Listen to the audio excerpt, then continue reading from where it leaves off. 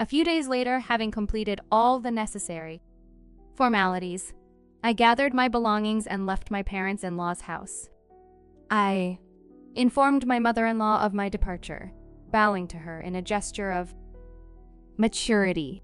However, she responded with a disapproving glare, criticizing me for being a subpar wife and mother since the beginning. Her disapproval intensified as she labeled me the worst mother for leaving my children. Despite her mockery, my daughter and son laughed at her remarks. My name is Ava, a 40-year-old housewife living with my husband Henry, our son Jack, and our daughter Mia. Until recently, our lives were peaceful, with the children growing up well and Henry working hard. However, a recent change occurred when my father-in-law passed away due to illness, prompting my mother-in-law to move in with us. My husband, feeling sorry for his lonely mother, unilaterally brought her to our home without consulting the rest of the family. I had always perceived my husband as a bit of a mommy's boy, but I never anticipated him unilaterally deciding to have his mother move in with us. He informed me that he had already arranged for her to stay at our place. When I hesitated, expressing concern about my mother's well-being, my husband insisted with an attitude that left me little choice. Subsequently, it turned into a challenging situation. My mother-in-law, harboring a long-standing dislike for me, seized every opportunity to criticize and pick on me. Ava, what about the seasoning? Be more careful, she would remark. Apologies would follow, but the critiques persisted. And I don't like greasy food, she would declare. Despite having children growing up fast and a husband fond of fried dishes, she demanded separate meals tailored to her preferences. Make sure you don't make me eat unhealthy food and shorten my life, she insisted. I explained that it would be more costly and inconvenient, but she dismissed my concerns with a blunt reference to finances.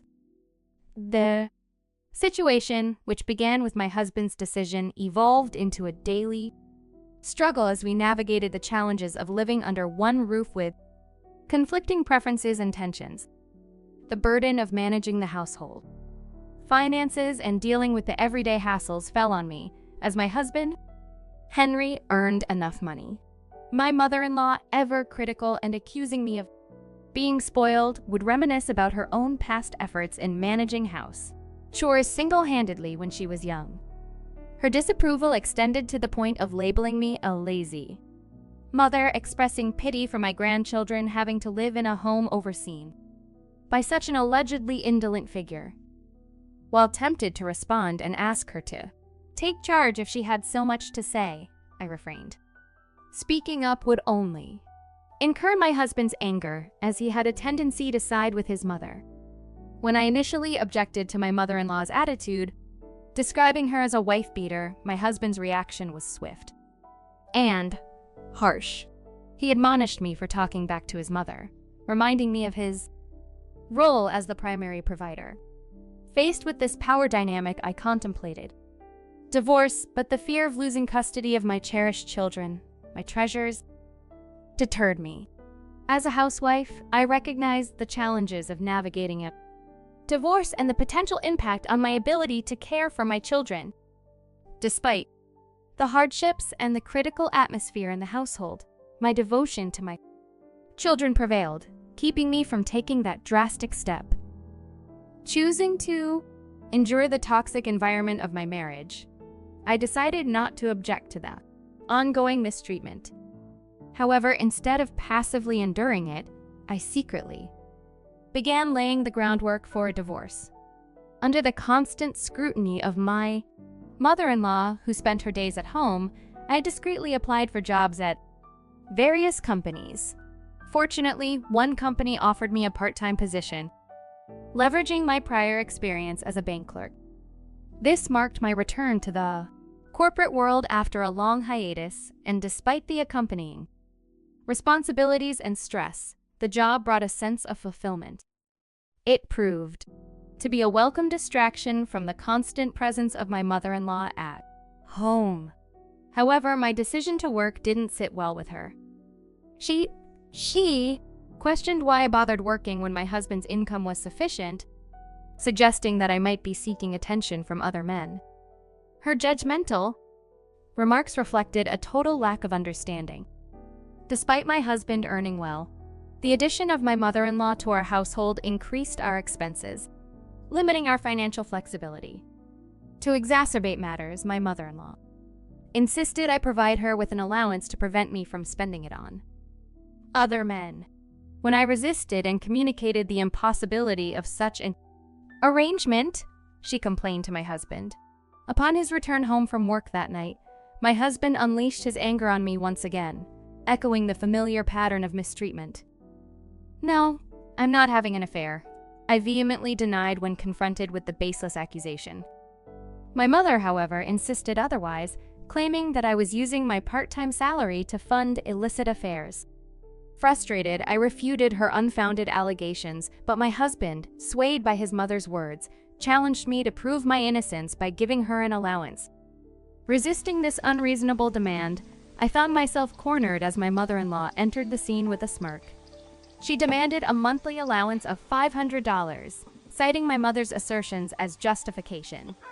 In the end, overwhelmed by the combined pressure from both of them, I reluctantly surrendered, giving away a significant portion of my hard-earned part-time income to my mother-in-law. To compound the distress, my mother-in-law took it upon herself to poison the minds of my children, portraying me as a despicable adulterer. Witnessing her smug expression as she delivered this falsehood to my kids, who were in junior high, filled me with anguish. It was an utterly unfair and damaging situation that left me feeling utterly defeated. As if matters couldn't get any worse, an unforeseen event unfolded, further exacerbating the already precarious situation. Discovering my husband's affair, despite his groundless suspicions of my own infidelity, pushed me to the brink. They say when you reach your limits, you blow everything wide open. Unwilling to spend another moment with these individuals, I promptly sought divorce papers. Confronting my husband with the divorce papers, I declared my unwillingness to stay in a house tainted by his affair.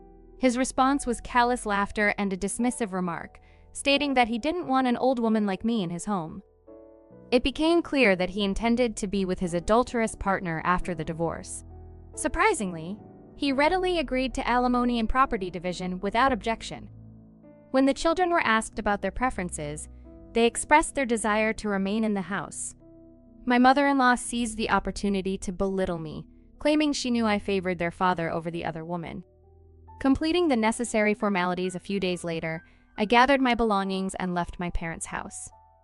In the living room, I informed my mother-in-law of my departure, bowing to her as a gesture of maturity. Her response was a sinister grin, followed by a sarcastic remark that lingered in the air. From the very beginning to the end, my mother-in-law never hesitated to label me as a lousy wife and mother. She went so far as to brand me a terrible mother for daring to leave my children. As she hurled these hurtful comments, my daughter and son couldn't help but laugh, seemingly echoing her sentiments. Unfazed, my response was straightforward. The children themselves had decided to stay, and I wouldn't abandon them. Despite this, my mother-in-law persisted in mocking me, suggesting that I was a pitiable woman abandoned by her own children. Retorting, I acknowledged her words but asserted that, unlike her, I was capable of handling everything at home. As she continued to belittle me, I calmly announced my departure from their house. Returning to my parents' home, I immersed myself in work. Determined to take control of my life, I requested a switch to full-time employment and underwent the necessary tests. Fortunately, I succeeded in securing a full-time job, providing me with a newfound sense of independence and stability. Now that I've left the house, I have the freedom to take my kids with me, and it seems my mother-in-law is feeling the strain. Approximately 3 months after my departure, she reached out to me for assistance. "Hey, Ava, I need your help," she pleaded. Curious, I inquired about the issue. "I have to take care of my grandson, Jack. I attend his soccer team games and even assist with a training camp during summer vacation. Additionally, I'm responsible for preparing his lunchbox for morning practices and washing his dirty uniforms daily." Mia, my granddaughter, attends cram school every day, and I have to drive her back and forth. To top it off, I'm left to manage all the housework by myself.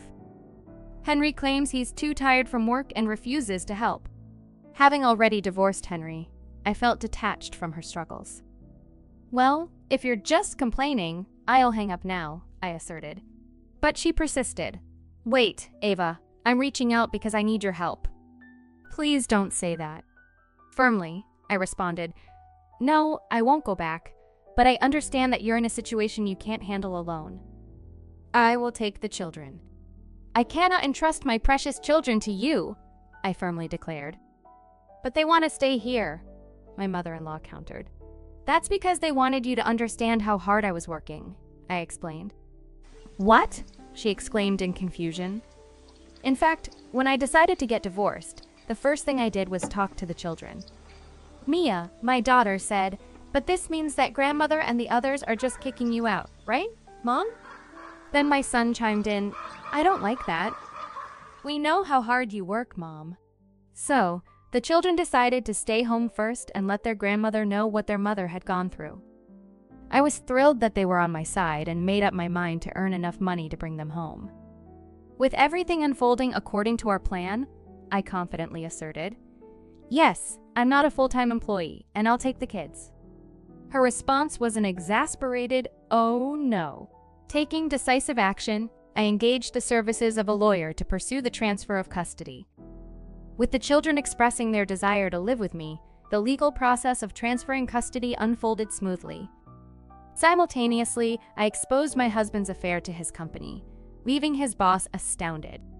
As a consequence, my husband was reassigned to a department where career advancement became challenging. Struggling with the financial burden, he could no longer afford the mortgage on the house he currently resides in.